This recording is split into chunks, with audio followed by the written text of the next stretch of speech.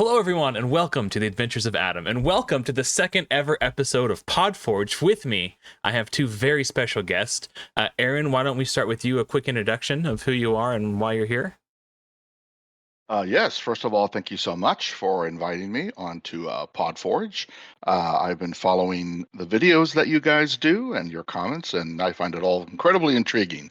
So I reached out to our community and said, hey, man, do what you need to do to get me to talk to Ragewood and Adam. And they said, okay, well, we'll see what we can do. And so here I am. So my name is Aaron de Orive. I am the narrative director at Fateless Games, working currently on Godforge. Awesome. And Ragewood, welcome back. And a quick introduction for the folks who may not know you yet. Sure, Ragewood, Godforge content creator, devilishly charming, and full of charisma, and the first person to clear Alpha Tower Wave 1. That's true. Yeah. Kicked its ass, Congratulations. Man. Thank you very much. Thank you. All right. Well, this welcome, is super guys. Exciting. It is. I can't wait to get into it. So before we get into too much, I know we wanted to talk a lot of speculation and stuff, but before we get there, in case anyone's tuning into this who hasn't seen the other lore podcasts or things of that nature, Aaron, would you mind giving a quick recap of the world as it existed before the shattering?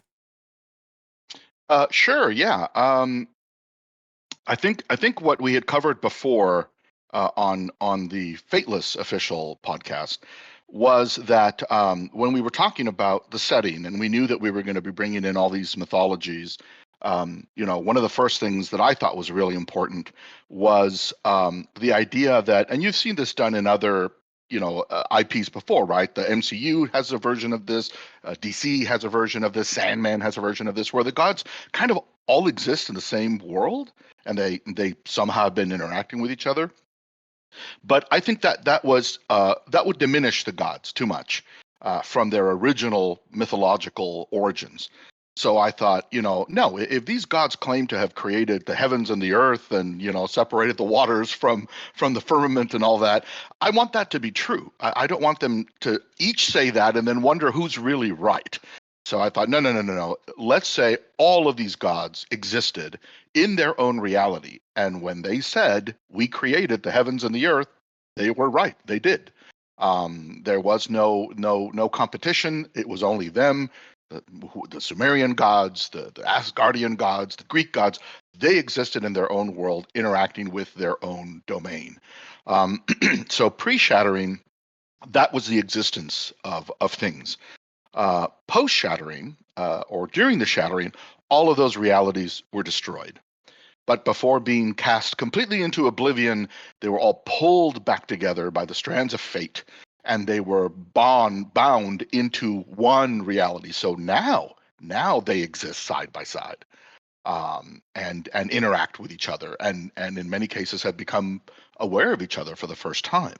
And that, to me, as a writer, they drill into your head, right? Always look for conflict. Always look for the most exciting thing that you can put in your screenplay, your story, whatever. And I said, well, what's more conflict than suddenly to have these gods all smashed together and looking over like, who the hell is that? It's like the Spider-Man meme where they're pointing at each other. Right. I thought I was the thunder god. No. Perun says he's the thunder god. Well, he's wrong. Zeus is the thunder god. And so, yeah, it's that wonderful combination of, they're confused. In many ways, they're wondering, like, what the hell just happened, right? Reality broke for an instant. They each were aware that they were a millisecond away from oblivion, and then suddenly they're back, but the world is very, very different. That's awesome. So that's basically the setup for Godforge and how I wanted us to move forward, because now when you're telling the stories, these guys haven't been existing together for thousands of years, right? They've just recently been existing together. So all of that conflict is fresh. All of the relationships are fresh. Many of them are still forming. And so that really gave the team the greatest amount of room to explore, have fun, run in any direction that they wanted to run. And it also, as I think one of you two gentlemen pointed out, not all realities have manifested yet. So, Well done, well done. Sign That's them on. exactly what, because that was another one of the mandates, right? This is going to be a live service game. There's going to be constant updates. There's going to be new things that happen, new heroes, new realms, etc. So we had to leave that open to, well, how do we going down the road? How do we? What if an African pantheon shows up? What if a Polynesian pantheon shows up? What if something else, another IP that we become involved with? Well, no worries. It can. A new reality has manifested, and now everybody's aware of that as well. That was such a clever way to set up the universe, because it just leaves the door open for infinite possibilities. Yeah. No, I was really pleased with our solution. And by the way, this, I don't want to feel I came up with, no. We have an amazing team. A combination of Mike Berry, who is our cinematic director, is the one who directed the astounding announced trailer. And of course, Paul, who's the lead designer, and also very much a talented writer and creative individual in his own right. He weighed in very much so. The founder, Sham, weighed in with his ideas. Simon weighed in with his. So it was very much a collaboration. I saw my job as sort of to throw the little pitches out there and see what seemed to sparkle eyes, and then gather all the stuff and then put it together and make it make sense. That's so awesome. But I agree, the team has done a fantastic job. And by the way, it is, I mean, you guys play more of these games than I do. Let me start by explaining a little bit of my background and so how I came to this, because this is not my usual genre. This is not the type of game that I have been working on for the past many years. So like most of us, I started way back in the day, and I'm probably, from my gray beard, you can tell, further back than either of these two fine gentlemen with me, with role-playing games, tabletop role-playing games, Dungeons and Dragons, Rune Quest, Call of Cthulhu, all of these wonderful games. And so that's really when my interest in sort of world building was initially sparked. I was in grade school. I was in 7th grade, and I was like, okay, I'm going to start making my own world, because who doesn't want to do that when you're and I grew up with reading fantasy. And unlike and this is another thing I find interesting, unlike so many of my fellow writers who really got their grounding in Tolkien, and I have the greatest admiration for Tolkien as a world builder and as a creator and as a writer, astounding what he was able to do. I did not start with Tolkien.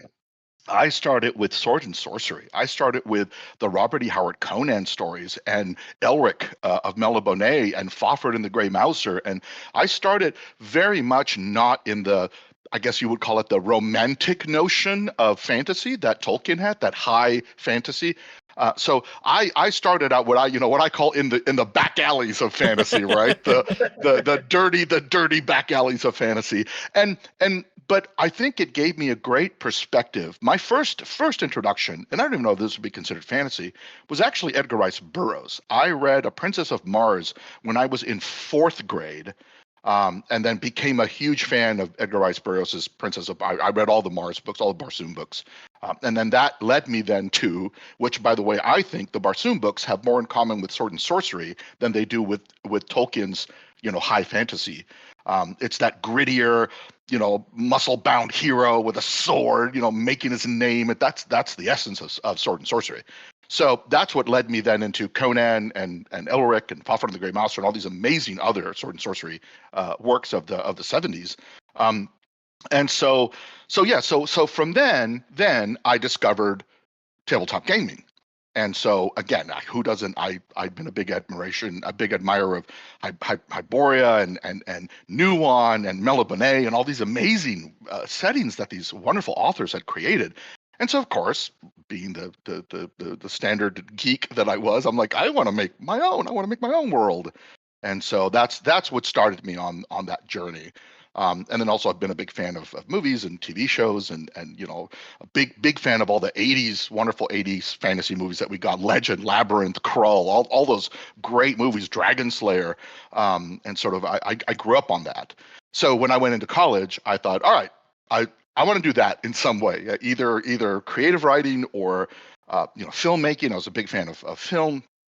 And so I kind of split the difference and I went both. I decided when I went to college, I was a double major and I was doing English creative writing, the track for creative writing, and I was also doing the film track for film production and screenwriting and that kind of stuff. So I got the best of both worlds, in my opinion. And so I graduated and I was ready to go take Hollywood by storm. Alas, fate intervened. Or see, like there's kismet going on here. Fate intervened, and I got offered the lead writer position on Ultima Online 2. Nice. And so that was one of those. I was about to move to California. Somebody told me that there was an opening at Origin Systems, and I was a big fan of the Ultima games, of course. And so I handed in the screenplay that I'd written for basically my thesis when I was graduating, which was a fantasy. I handed that in and as a writing sample, and I applied for the job, and I went in and interviewed all day, met the team, met everybody, wonderful, wonderful folks. I have a big admiration for Richard Garriott and Star Long. And so lo and behold, I got the gig. And so that shifted me from I'm going to conquer Hollywood to, hey, maybe I'll check out these games for a while. And I stayed there for the next many, many, many, many years. And so that's what I've been doing ever since. You know, my love of mythology is, I think I posted recently on LinkedIn. I was a fan of mythology since I was a kid. In addition to reading all the fantasy that I was reading, I discovered Edith Hamilton's mythology in grade school. And I read that book so many times. The poor librarian had to order another copy because of the wear and tear my grubby hands put on it. So that has always been, since I started creating like worlds, I was always a fan of mythology, right? These myths are ingrained in our DNA, in our culture. There's a reason why every single human culture has myths. It's almost like they come hand in hand with being human. It's necessary for us in some way to express that need of explain the world. Why are we here? Why do we exist? Why do things happen the way that they happen? And I think that those questions that exist in everybody is what any game dealing with mythology, particularly when I was approached about Godforge, it taps into that beautifully. Absolutely beautifully. And I'm like, what? Work on a game about all the myths and all the gods? I'm in. Hell yeah. You have my axe. And so so that's what got me onto that track but prior to Godforge, I'd never even, I shouldn't even be admitting this, I'd never played a gacha hero collector. I knew they existed, but I lived in the world of RPGs and MMORPGs and adventure games, and that's where I live. That's what I worked on. Sham, I got into a conversation with Sham when this all started. And I agree with you, Sham. I said it was serendipity. He said, no, it was kismet. I agree, Sham. It was kismet. You're brilliant. You're right. And so I got into a conversation with Sham, and Sham was like, that level that people don't normally associate with hero collectors, that level of narrative is what we want to bring into Godforge. And again, I was like, you have my axe. I'm in. You know, if you want to try to bring that level of narrative, and I think you guys will be the judge, I think we're doing that. I think we are doing that. When people say, you know, I read the comments and they go, well, the story's probably not going to be very deep, you know, in Godforge. And I was like, nay, sir, nay. Yes, it is. Yes, the story is going to be very deep. There's such a small amount that we have, and there's already I've made like 4 videos about my speculations on what the story could be based on the tiny tidbits, and it's so clear that you guys have laid such a beautiful foundation for a great world to live in. Actually, before we get more back into like the Godforge story stuff, you mentioned you don't have a big background in gachas, period. Have you had a chance to play the Godforge alpha and test it out and stuff? Yes. Now that I have had a chance to do, and it's a lot of fun. I mean, it's a lot of fun. But a lot of it for me, the play is a lot of resource management and looking at stats and you know, that's when I ran games, that was my least favorite part of running games, right? Okay. I was into the role playing. I was into making people really immerse themselves in their character, in the world, and the relationships. I mean, the game was fun. I loved, you know, this is my strength, here's my dex, here's how I can raise my chance to hit and my armor class and all that. But that certainly wasn't the draw for me. The draw has always been the narrative, the story, the characters, the relationships, the emotions.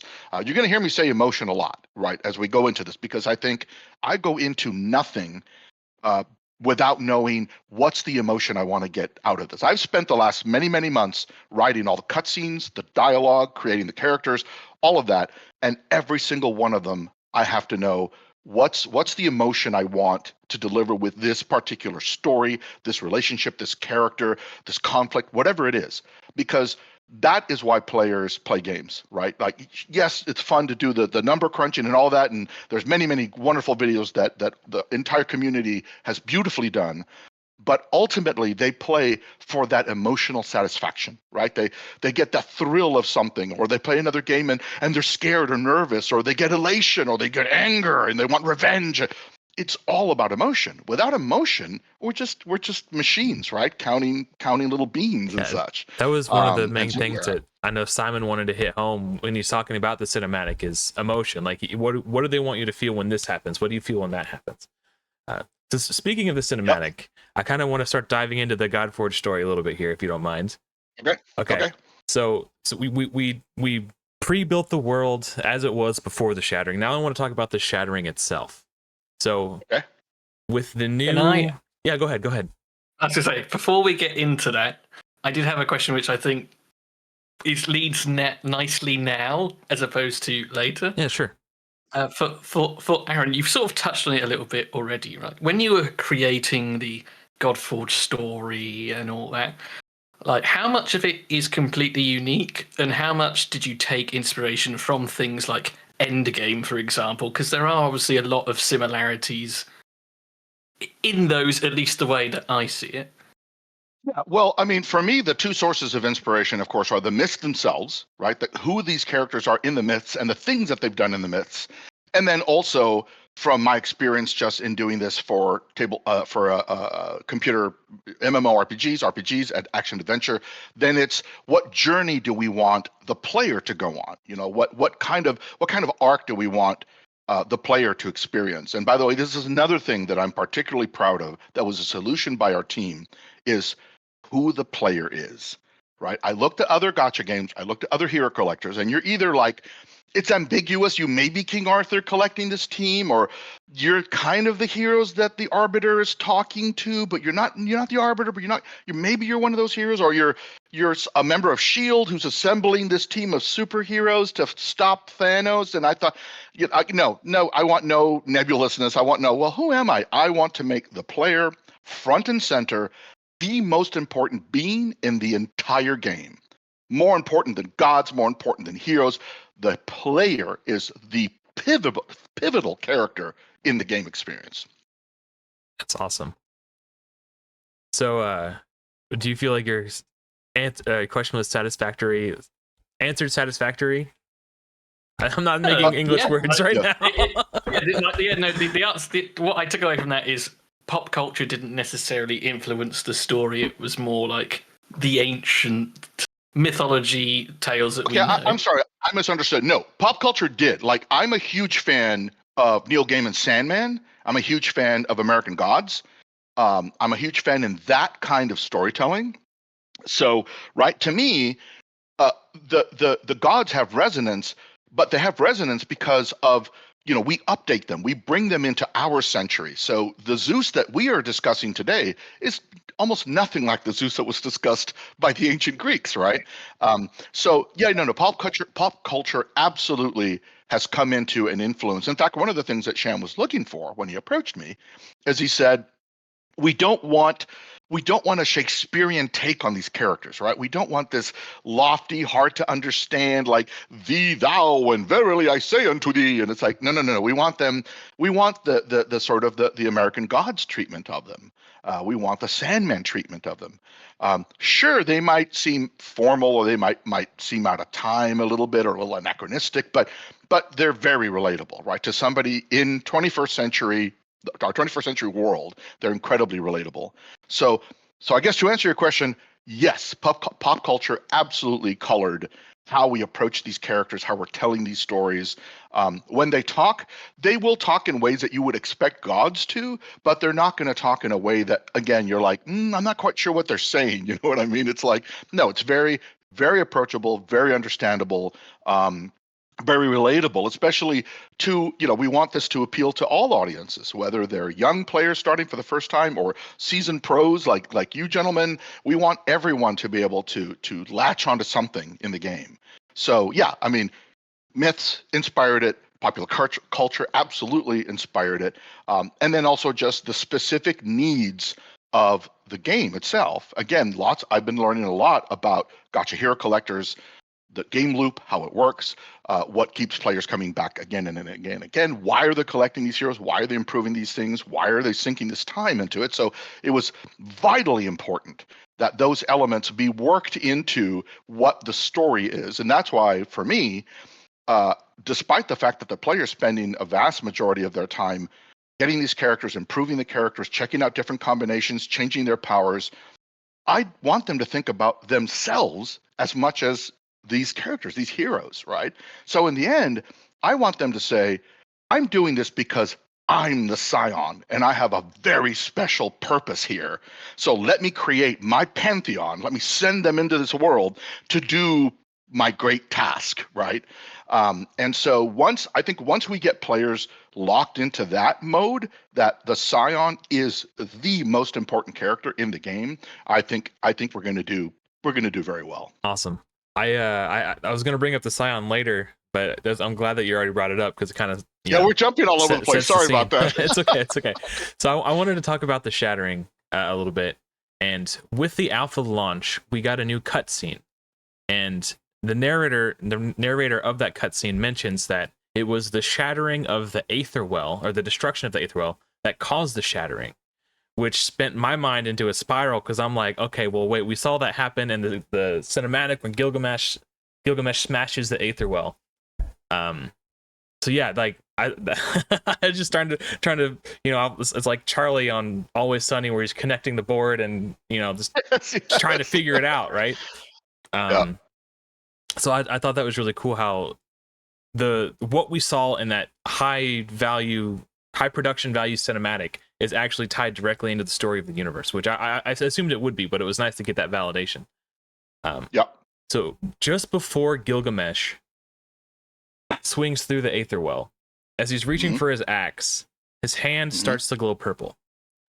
And I couldn't help but notice that in Godforge, when we're playing the game, when a character has their ultimate, their portrait, when they're ready to use it, starts to glow purple. And also, after the Aether Well is destroyed, blue energy comes out, and it's almost the exact same color as the divinity that we're, the meter. So I was wondering if Gilgamesh sort of channeled some divinity to use power to strike the Aether Well, or if it's just a coincidence.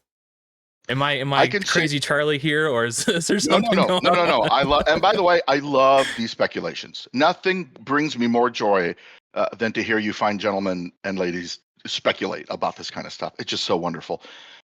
No spoilers, but I can say that the entirety of the narrative, when you finally get the full launch, the entirety of the narrative explains all of that. Okay. So you will get all the answers. You will get why he's there, what he's doing, how he was able to do what he was doing, who was behind it, everything. You get everything. Okay. Very cool. Very cool. So that sounds intentional, Adam, I think is the answer. Sort of thing. Like, without confirming, it sounds it is intentionally done. I mean, it's an interesting point now, Adam, because Simon did a video, what was it, 2-3 weeks after that cinematic, going over things that they had to cut. And you can see in the storyboard that Gilgamesh had like a crystal or something that he crushed in his hand first to then allow him to get that divine power. In a way, it's a shame that it was cut out. I get why, because of money and things like that. That would have definitely added to the story, I feel, and explain a bit more. But there's also a little bit of alignment, by the way. So I was brought in later in the process, right? By the time I was brought in, the announce trailer had already been done, right? So there was a lot of things that were already kind of established, and they kind of knew where they wanted to go. And of course, I immersed myself in all of that, read everything that they have, talked to all the people, all the stakeholders who were invested in that, and made sure that we honored those initial decisions, right? But there was a little bit of realignment. Like back then, we didn't have such a clear view of who the player or what the player was. Now we do. Now, as I said, the player's the most important character in the story. But back then, that was territory that was still being negotiated, that was still being discussed. So there is a little bit of realignment, going on there. I won't lie about that. But as much as we could, we tried to stay true to those decisions that were made, certainly before I came onto the project. Okay. And also in that scene, before Gilgamesh arrives at the Aetherwell, this is the question that I think is on everybody's mind, at least everyone who's super interested in the story. I think I know what it is. We see a black bird sort of lead him into this chamber. And there's been a lot. You do, don't you? It's funny. There's been a lot of speculation. A lot of people seem to think it could be Odin's Raven. That was my first impression. I think Ragewood had a really, really interesting theory. Would you want to talk about your You can do, yeah. So I suppose I don't know whether this is the question you were going to ask, but is it a raven or a blackbird? Tends to be the sort of the big question. What is this thing? And we were all very much in the boat. I felt that it was Odin's Raven, including myself initially, and then we speculate in the Discord, and I can't remember who it was. Maybe it was Simon who sort of hinted at it. Probably. Like, no one had got it right. And I think at that point we were all sort of in this boat. Oh, it's Odin's Raven. Everyone's got it right. Well, when that came up, it was like, okay, who else could it be? And, I put a video out on it, something like First Reliquary Unlocked, I think I called it. And I was looking at the symbols on the wall. Mm-hmm. And you've got the Eye of Ra, the Eye of Horus, which is synonymous with Egyptian mythology. Ra is in the cinematic trailer. You had the Vulcanet, which is to do with Odin and Asgard. Brunhild feels that sort of character selection. Gilgamesh, the oldest myth, I think, in the world, synonymous with Mesopotamia and things like that. You've got the Star of Ishtar there. Great, that feels that. And then there was the Triskelion, and I was talking about it with Nine just one afternoon, again in the Discord. I'm going to need to get Nine on the podcast eventually. Yeah, I was like... What is it? And then we were discussing, it's a Triskelion. So I started thinking back into Celtic myth. And it's like, the Morrigan. Like, the Morrigan is known to transform into a blackbird. She's like a harbinger of death.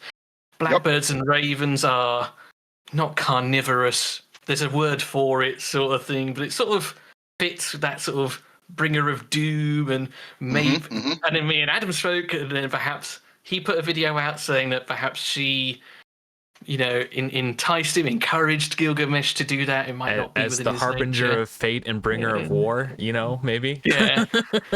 So, and that led me down that path of, is it the Morrigan? Now, you can't confirm that. I understand that there needs to be an air of mystery. Like, can you tell us whether it's a raven or a blackbird?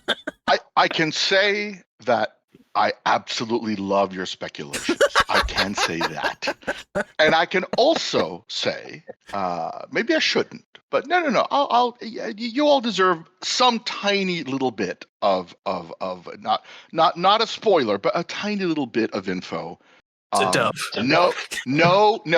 Know that both Odin and Morrigan play heavily into the story. All right, I will say that, and that is all I will say. Yep. Again, it's all answered. Once you play through the game and see the entire story unfold, you're going to sit back and go, "Oh man!" It'll all make sense. It'll all make sense. I'm so excited. But by the way, great detective work, right? So like, all right, who's associated with blackbirds? Let me see. It could be Odin. It could be Morgan. It could be these are all great speculations. These are all wonderful speculations. This is the kind of stuff I love. I encourage it to continue. But yeah, when you have mythologies like we have, and one of them we know is Asgardian, one of them we know is Celtic, it's kind of hard to not have Odin and to not have Morgan in there at some point. So yes, they do feature prominently in the story. And so again, you'll just have to see, like I said at the beginning, every question that you have Why is he there? Who put him up to it? Who allowed him to do this? Who's behind it? All of those questions will be answered. Excellent. That's the catalyst for the story. Like this entire thing, it centers around that one moment, right? Mhm. Like, so yeah, I'm glad that it will get explained eventually, because otherwise I'm just going to be Hey, No, Rage, it'll be. head against the wall. You will have no doubt. You will have no doubt. In fact, we can have, once it's revealed, we'll have another podcast, and then you can either come on and say, "See, I told you," or "Wow, I had no idea." Right? Yeah. So I'm happy to do another one of these down the road when you know what the story is. Hey, Ragewood, did you happen to know off the top of your head if Odin is aligned with Chaos or Order? Game. Do you mean in Godforge? Yeah, in Godforge. Not off the top of my head, but if you give me 2 seconds, I do have unreleased videos. I'm kind of I have curious his. because that. I want to say Order. Hold on, give me 2. Yeah, it's Order. Oh, okay. That theory goes out the window. Okay. Yeah, no. I'm very much in the camp that it's the Morrigan. It fits her narrative, in my opinion. Yeah. But Well, you know, let's get to this next topic because I think that could potentially give us an opportunity. And I know Aaron already mentioned he can't tell us exactly, but I do want to talk about this Aether Well chamber. He doesn't have to give us any answers about it, but I do want to talk about what I think it could be and where it ties in. So we see Gilgamesh and the Blackbird enter this chamber that contains the Aether Well just before they destroy it. And that got me thinking, because if the destruction of the Aether Well is what led to the shattering, in my mind, at first anyway, I was thinking that it could not be anyone who is not of the Mesopotamian mythology, because that would kind of create this sort of paradox, because they could not exist in the same reality until after the shattering.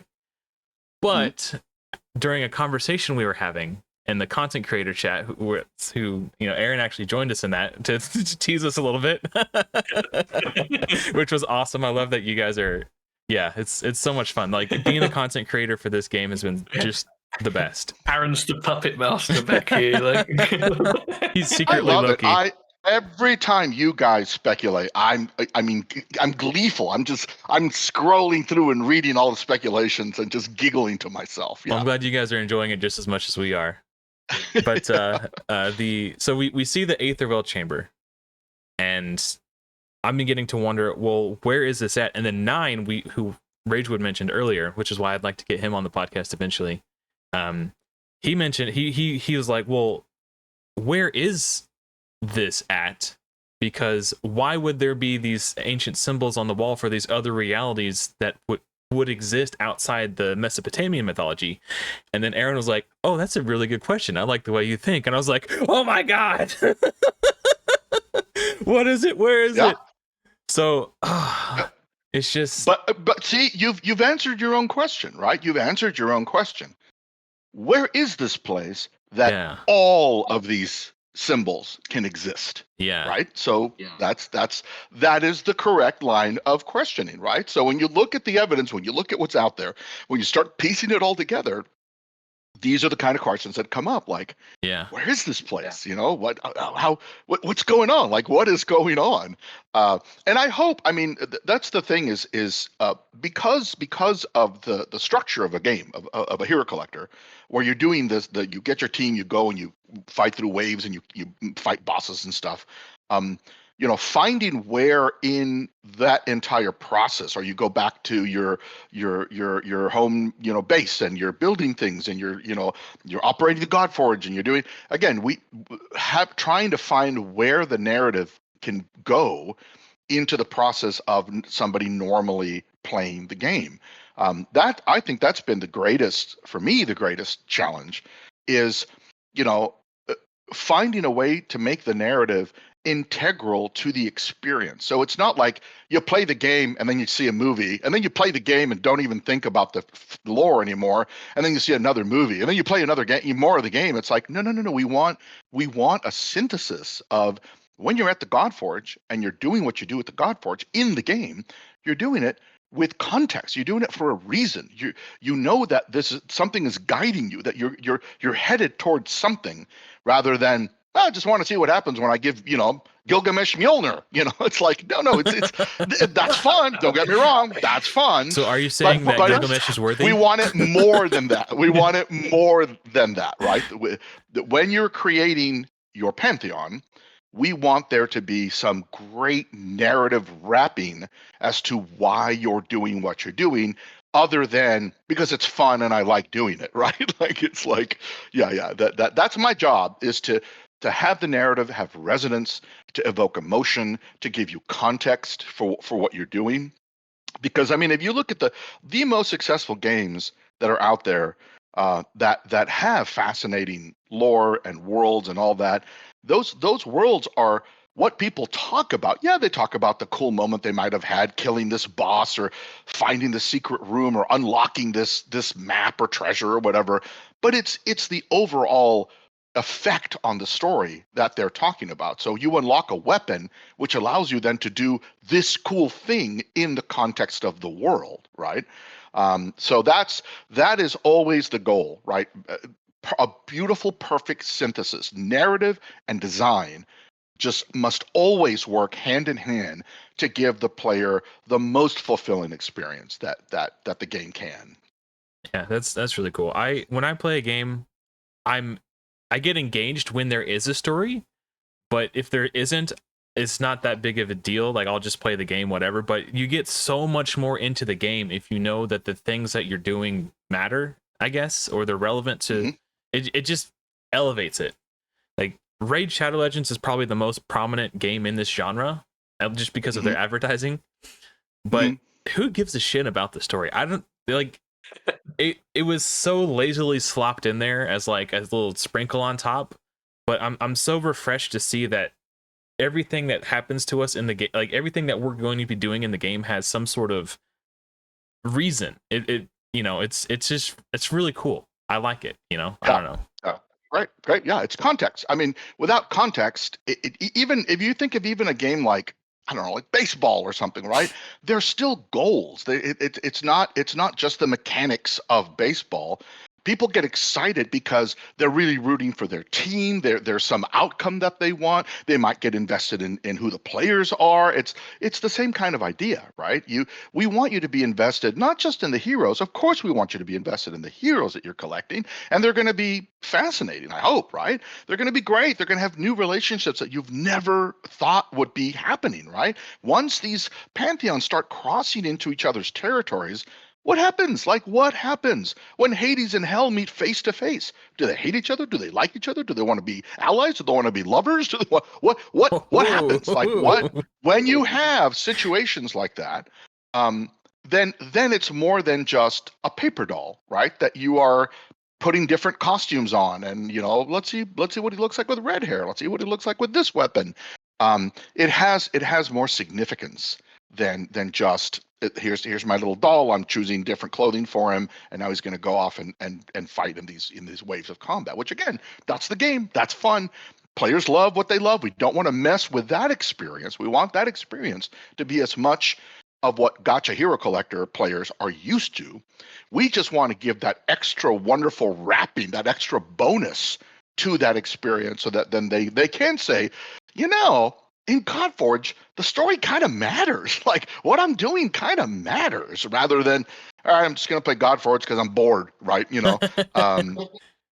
so that is the goal. And of course, it's a live service game. Somebody again pointed this out in the content creator chat. Yeah, the idea is to continually provide story. It's not like we just tell the story at launch and then that's it. We forget it, and the rest of it is just, here's the new hero, here's a new character, here's a new no. Story continues. The narrative continues. So each time there is some kind of an update, it's not just an update on new weapons, new unlockable heroes, new battle arenas. It's also new story. What are these people doing now, right? How has the actions of the player, because it will, how has the actions of the player influenced what is happening in the world? And so again, if players feel that no matter what they do, nothing changes in the game, I personally find that incredibly unsatisfying. But when they realize I've done these things, and because of that, check it out. Now this story has come up, and they're talking about me and what I did, and this other story then bounces off of that because of what happened there. So yeah, the story feeds on itself. propagates new seeds and new opportunities for story. At least, again, these are very lofty goals, I realize, but it is in fact the goal that I have in mind is if you went to the trouble of bringing me into a game like this, and I'm the narrative guy that's been working on on MMORPGs and adventure games, then by God, let me cook, right? Let me see what amount of story I can bring to this experience to make it even richer. That's awesome. Just that little conversation there. Aaron, are you familiar with a game called Baldur's Gate 3? Yes. Yes. So in Baldur's Gate 3, and I know Adam is very familiar with this game too, there are different outcomes depending on decisions that players make in the game. Like that conversation just there, and I might be reading into it wrong. Is that similar in Godforge, or is it always the same outcome? That I probably shouldn't discuss. Know that there are conversations where we are talking about that kind of stuff, like what kind of effects on the world are the actions of the player going to take. But this is one thing you learn very early on in a MMORPG. You cannot change the outcome of a game. It's not a single player game based on the actions of one of several 100,000 players, right? Or even 20% of several 100,000 players, right? The experience when you log into Godforge is going to be the experience of Godforge. Now, what I'm trying to say is, even with that, the steps that the player takes will help guide whatever it is that the future stories are, right? How much of that will be different outcomes, different scenarios, a different appearance to the game. That's all still being discussed. But it is something that the team is aware of. It's just really hard, and it's a lot of work to make a game that completely alters and changes itself depending on the actions of a group of players, right? The game I worked on prior to this was New World, Amazon. I was the lead writer on that. And so, we would discuss this. All right, here's a new land. It unlocks. Here's the quest of this new land. And then even when we were trying to figure out how many ways can this quest end, right? Like we can't possibly make 5 different cutscenes for the end because there's 5 different. That's just the economics of that become untenable. But at least make it so where if players do go in slightly different directions, it has some impact on the after effect of that, right? Whether it be certain lands might have a different alignment or a different way they view different things that they might say to the player depending on what happens. But you have to be really careful because in a game where branching becomes, and Baldur's Gate faces this. If you watch any making of the Baldur's Gate, those guys talk about like how many different endings could you possibly, and they're like, oh, Billions. We struggled just to we struggled just to put the ones that we put in there. I don't want to make it as simple as it's a binary. It's either an off or an on position that you're at the end. But yeah, when you can branch, every time you branch, right, it becomes then that can branch, and then this can branch, and then that can branch, and suddenly you have a game with a dozen different endings. Yeah. And that I'm not sure. Sure, if we were a huge studio with 250 employees and that kind of thing, but at this point we're like we're a scrappy little indie company and trying to do something really really cool. But that for me as a game writer, as a game creator, that's always been of interest to me. How can you have a game where the actions of the players make a significant difference on the outcome of the game? It's easier to do when it's PvP because there you just create systems like, well, the city gets your flag and you might get extra resources because you hold the city for as long as you can, and another group might come and fight you and take it, and then they get it, then their flag goes up and colors slightly change, and then they get resources. So it's easier when you're doing that kind of PvP thing. But when it's a PvE and you're talking about the entire world, it becomes much much harder. Yeah, for sure. A nice middle ground would be, everyone gets the same endpoint, but maybe at 2 different checkpoints in the story, you have 2 options. So like it will always sort of like come back. Yeah, I think. yeah. There's no, it's true. It's true. There's a one of the terms that is very commonly thrown around. I'll give you some insider knowledge here. Is the illusion of choice, right? Game makers always talk about the illusion of choice, but sometimes that's enough, right? If the player feels that they matter in some way that they're important, which is why we did the whole Scion thing, right? We want the player to not think Hercules is the coolest, or Thor is the coolest, or Odin is the coolest. They are the coolest. And by the way, when the gods talk with each other and they talk about the Scion, they will talk about the Scion in a way that they know that the Scion is the biggest, baddest character in the setting, right? They're not going to go around going, whatever, who is this? No, they're going to be like, do you want to go up against him? I don't want to go up against him. Okay, so I heard what happened the last time, right? So, no, you go talk to him. Yeah, exactly. Hey, Thor, you go talk to him, Thor. I'll go talk to him. Cut to Thor on his back. Yeah. That's cool. So, I actually wanted to talk about the Scion a little bit, so I'm glad you brought it up again. Because once again in the content creator chat, you were sowing chaos, asking us what role we think the Scion will play, and I began to speculate that perhaps because in Godforge there are these two alignments. There's chaos and order, and when you read the tooltip for them, they have a little description of who chaos and order are, not what chaos and order are. And order is assigned feminine pronouns, and chaos is assigned masculine pronouns. And these seem to be like the two entities pulling the strings for whatever's going on in the story, at least the way I see it. I could be wrong, but I thought perhaps maybe the Scion because actually the word Scion is like the descendant of a royal family, as in Jaime Lannister, the Scion of House Lannister, for example. Right. My shirt's very different. So if is it backwards? I don't know. Anyway, I've speculated that perhaps we as the Scion are the descendant of this chaos entity and the order entity, and that's maybe why we are so powerful as Aaron describes. Well, I find your theory intriguing, Adam. Cannot confirm or deny these allegations. I cannot confirm or deny. I will say, however, that again, those are important. Order and chaos, we call them the primal powers. The primal war is a thing.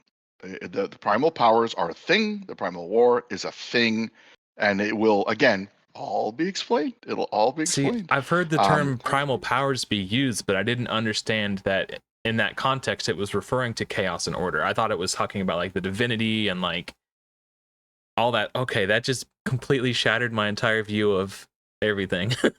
I've just thought of another question. So, order and chaos, gods sort of just beneath them. Again, harking back to what we know about mythology in general, did you take inspiration from, the Titans? If we think to Olympian or Greek mythology, you had Kronos and, the other Titans, and then Zeus sort of cut Kronos' belly open, I think, to free his brothers and sisters. Was that sort of like a similar sort of what Godforge is based on? Like the Titans are these two, and then the gods are like the kids underneath? Or? Yes and no.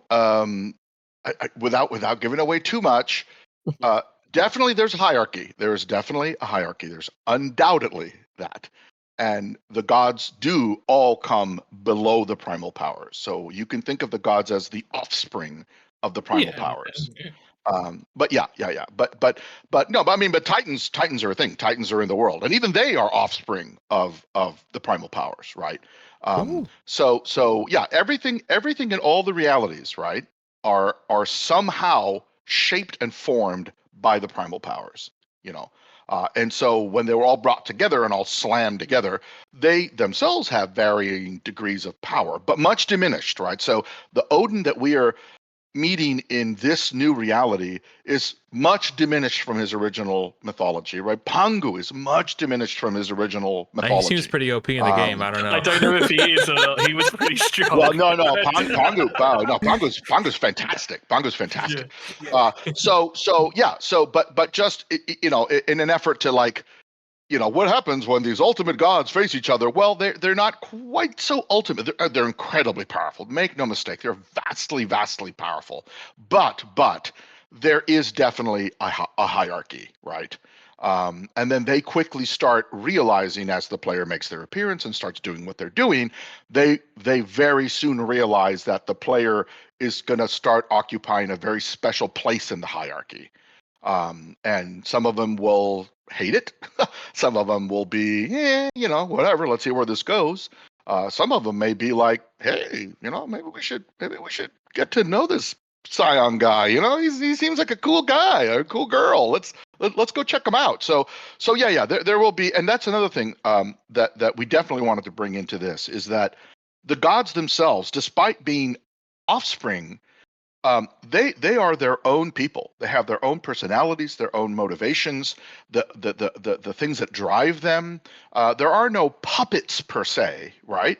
They might be influenced by a primal power or another, but they make their own decisions. Ultimately, they decide on things based on what they think is best for them. And so that's how we wanted to treat, because again, players. Characters become much more interesting when they're not just, yes, master, and then doing whatever they're told. No, they have their own agenda, they have their own feelings, their own motivations, their own wants and desires, their fears, and so all of that we wanted to be sure to include, because that makes them 1,000 times more interesting than if they're just blindly following whatever power tells them go do this, right? That's boring. Nobody wants to do that. And also it places in the mind of the player, can I trust this individual, right? Is this person gonna do what they're telling me they're gonna do, or are they gonna change their mind, or are they gonna and that's another thing. This is a bit of a spoiler. I hope I don't get in trouble for any of this, but gods that are affiliated with one primal power or another do not necessarily only have to take direction from that primal power or the other. Okay. So Agents. Absolutely. Chaos gods can go, order's making sense here. Order gods can go, I don't know. I'm beginning to see chaos's point of view. So we wanted as much diversity and crisscrossing as possible. That's really cool. Another mandate that Sham gave is he wants there to be no black and white, no good or evil. Moral right? ambiguity. Correct. You cannot awesome. say chaos is evil, order is good. That is not true. Absolute chaos is just as terrifying as absolute dictatorial order, right? They are both threats. So everything in balance, right? That's one of the things that she says in the intro cutscene. Balance must be restored. I suspected that was order speaking, because we see the eyes in the background. Okay. You can see the glowing eyes. By the way, the eyes in the background are the Scion. Oh, that's us? That is you. Oh, but it was order speaking. Okay. When the voice says awaken Scion and the eyes come in, that's the player becoming aware for the first time and looking at all of this and trying to understand everything that's happening. I'm telling you, when I tell you the player's the most important character, I mean it. That's awesome. Oh, we've been going for almost an hour now, and I would be remiss if I didn't get a chance to ask some community questions if you're up for it, Aaron. Absolutely. Ask away. Okay. So we're going to start with Joyabe first, because not only is she a channel member on my YouTube channel, she's also a Patreon for the Fateless Patreon. So new mod for Discord, I believe. Oh yeah, she just became a moderator too. So nice. We'll start with Joyabe's question, because we are running kind of long here. So Joyabe asks, will there be crossover bonds between some factions in the future? Example, Asgard team up with Olympus on certain tasks and challenges. Yes. Okay. And she had a second part to her question. She also says, and is there a chance that Isolde could find herself a better partner, asking for a friend? I think she means me. I don't want to go into the story specifically, but one of the things we started out saying, right? The reason that these guys are interesting is because new alliances are going to start to be made, new entities, new rivalries, right? So absolutely, these people are going to be mixing and matching. It's not always going to be these Guardians on one side and the Olympians on the other side, right? No, they're going to be going back and forth. Travel will happen.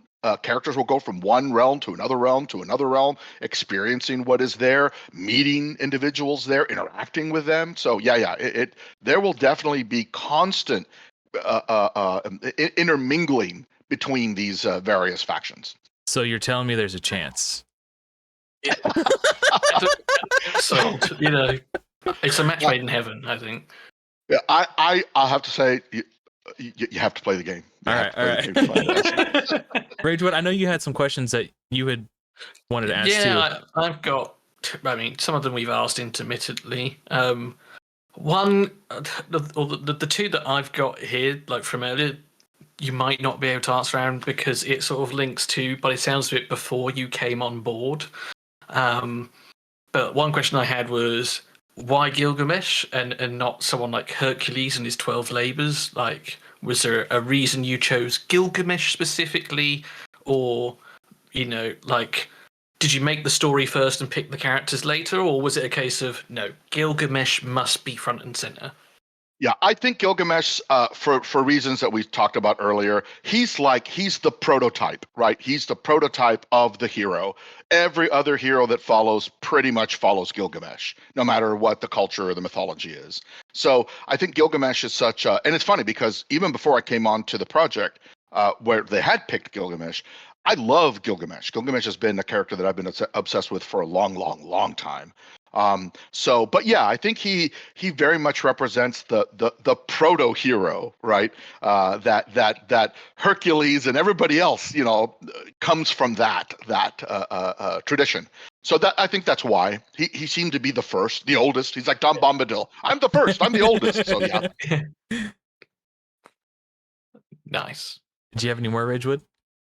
The only other one I thought about just during conversation was we've spoken about creating our pantheon. Is that just simply the squad we pick in game, like the ones that we have on the battlefield are our pantheon, or is there a deeper context within the story that if I pick Pangu, I can't pick this person like Yanlu Wang? No, yeah. Pantheon is just sort of a name that we're using for, in the same way that there's a pantheon of Greek gods, pantheon of Norse gods, or whatever. The player will create their pantheon, right? But they can mix and match. So their pantheon can have Pangu and Hercules and Guan Yu and whoever else they want. Yeah, Hercules. That's right, Hercules. So yeah, it's just a name. But I know they're also using pantheon, I believe, for guilds. So I don't want to create a confusion about that. When I say pantheon, I mean the personal team, the you put onto team the battlefield. Yeah, okay. Correct. Yeah, and also that you have in your roster. So it's almost like the heroes that you're unlocking and building up and giving them better weapons. You are building your pantheon. You are creating your Olympian 12. Whatever those end up being. But yeah, you're not restricted. It's not like you can only have Greek or Asgardian. No. You can mix however you want. There's no deeper context. It's simply just who you've collected. That's fair enough. Correct. Yeah. Okay. Well, I think this has been a wonderful podcast. Is there anything else either of you want to cover before we wrap it up?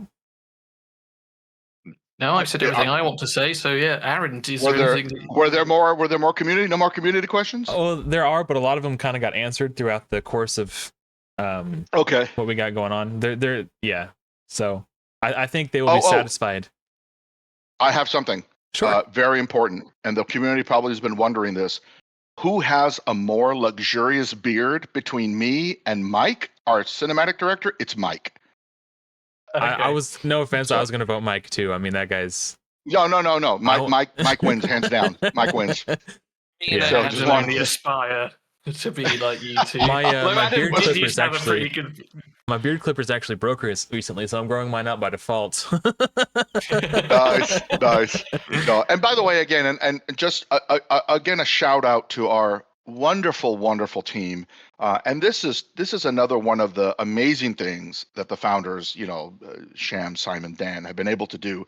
They've been able to assemble such a top talent team that, and I've been on a lot of teams, right? I've worked for Nintendo, I've worked for Sony, I've worked for EA, I've worked for BioWare, I've worked for, and wow, I look at the team that they've been able to put together on this game and the passion that they've been able to generate on this team, and it blows me away. It just completely blows me away. You don't normally, for a little game like this, you don't normally see something like that, right? Or who knows? Maybe now the passion is with the smaller studios, right?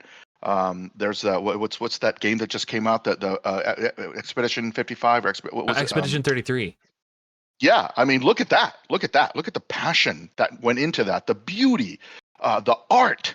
And so this is something that I really want all players to keep an eye on, right? Like the big studios are having their struggles, they're going through their layoffs, they're canceling their projects.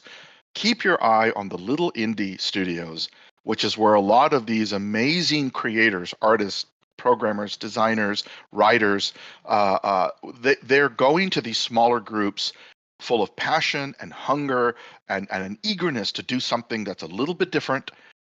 So keep your eye on indie studios, because I think that's where we're going to get some of the best stuff that we're going to see over the next 10 years. It's going to come from these smaller studios. Absolutely. And I think that's a beautiful place to wrap it up. I'll have links to your guys' socials where they can find you down below. I know, Aaron, you probably don't have a YouTube channel, do you? I do not. I do not. I've been told I should get one, but I was like, I'm lazy. Aaron, Yeah, exactly. It's awesome. Aaron reading the myths. That's Well, thank you so much for joining me, guys. You can just be a resident guest on Adams. Yeah, there you go. I'm happy to come back. Absolutely. Guys. I'll talk lore all day. I could have talked lore for another hour, so I'm happy to do that. Well, excellent. Thank you so much for joining me, guys. Oh, absolutely, my pleasure, and I look forward to seeing the community's reaction to all of this, and to see what. But please encourage speculation. So that's the thing we want. I know right now, of course, people are focused on the alpha and they're looking at what worked and what didn't, the best builds, the best legendaries, etc. But man, keep that speculation going on the lore. Would it be safe to say you're going to be lurking in the comments section?